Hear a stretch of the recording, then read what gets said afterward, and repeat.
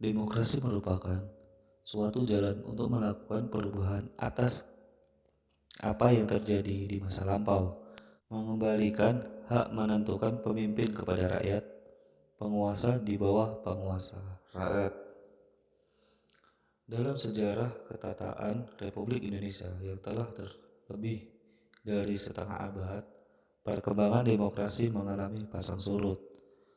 Masalah pokok yang dihadapi oleh bangsa Indonesia adalah sebagai upaya meningkatkan kehidupan ekonomi dan membangun kehidupan sosial politik yang demokratis dalam masyarakat yang plural.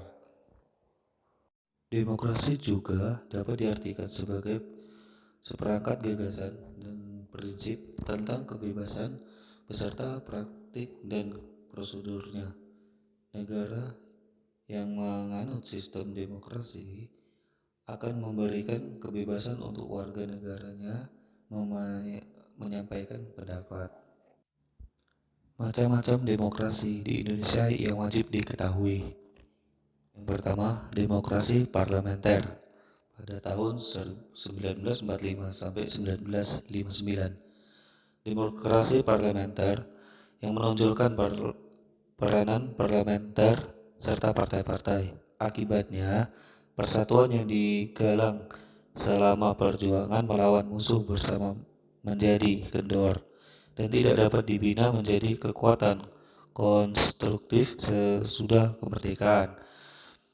Sistem parlemen ini mulai berlaku sebulan sesudah kemerdekaan diproklamirkan dan kemudian diperkuat dalam Undang-Undang Dasar 1945 dan 1950. Banyak para ahli menilai bahwa demokrasi parlementer kurang cocok untuk Indonesia karena lemahnya benih-benih demokrasi.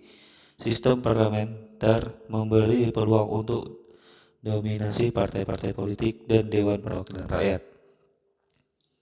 Undang-Undang Dasar 1950 menetapkan berlakunya sistem parlemen di mana badan eksekutif terdiri dari presiden sebagai kepala negara konstitusional beserta menteri-menterinya yang mempunyai tanggung jawab politik.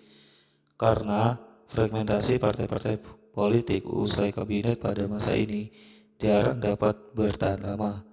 Koalisi yang dibangun dengan gampang pecah. Hal ini mengakibatkan destabilisasi politik nasional.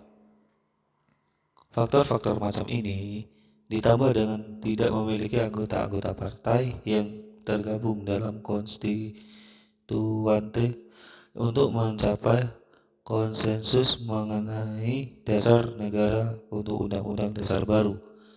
Kondisi tersebut akhirnya mendorong Insinyur Soekarno sebagai presiden untuk mengeluarkan Dekret 5 Juli yang menentukan berlakunya kembali Undang-Undang Dasar 1945.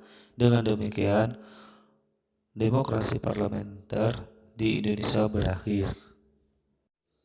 Yang kedua yaitu demokrasi terpimpin 1959 sampai 1965. Demokrasi terpimpin ini telah menyimpang dari demokrasi konstitusional dan lebih menampilkan beberapa aspek dari demokrasi rakyat.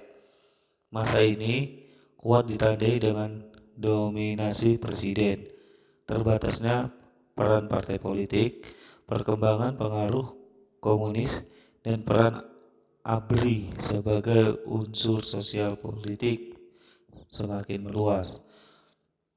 Undang-Undang 1945 membuka kesempatan bagi seorang presiden untuk bertahan selama sekurang-kurangnya 5 tahun. Namun, ketetapan MPRS nomor 3 tahun 1965 yang mengangkat Insinyur Soekarno sebagai presiden seumur hidup telah membatalkan pembatasan waktu 5 tahun ini yang ditentukan oleh Undang-Undang Dasar. Selain itu, banyak sekali tindakan yang menyimpang atau menyeleweng terhadap ketentuan-ketentuan Undang-Undang Dasar seperti pada tahun 1960.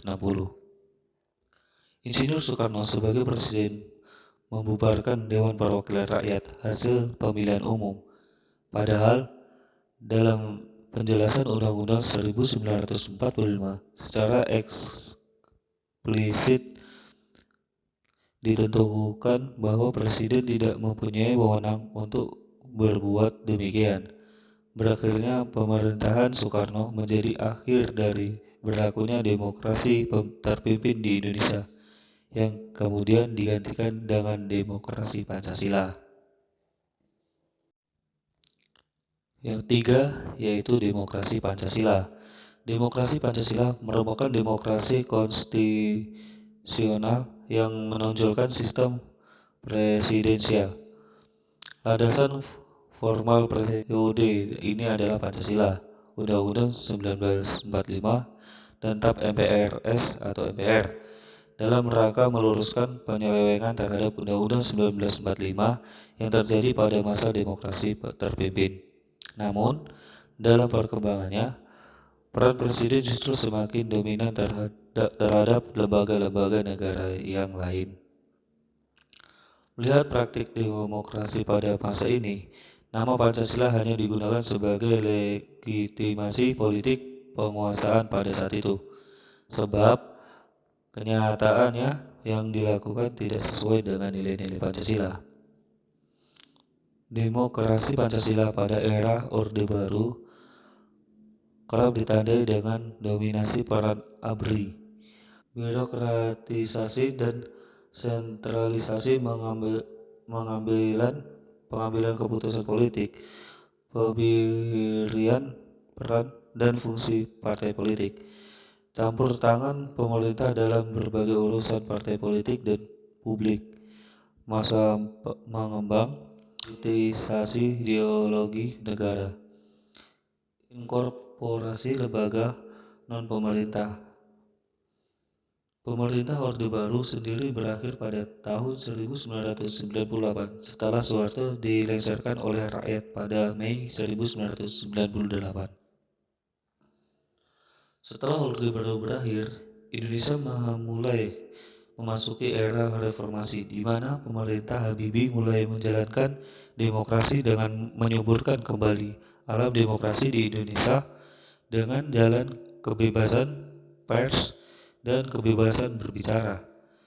Keduanya dapat berfungsi sebagai check and balance serta memberikan kritik supaya kekuasaan yang dijalankan tidak menyeleweng terlalu jauh.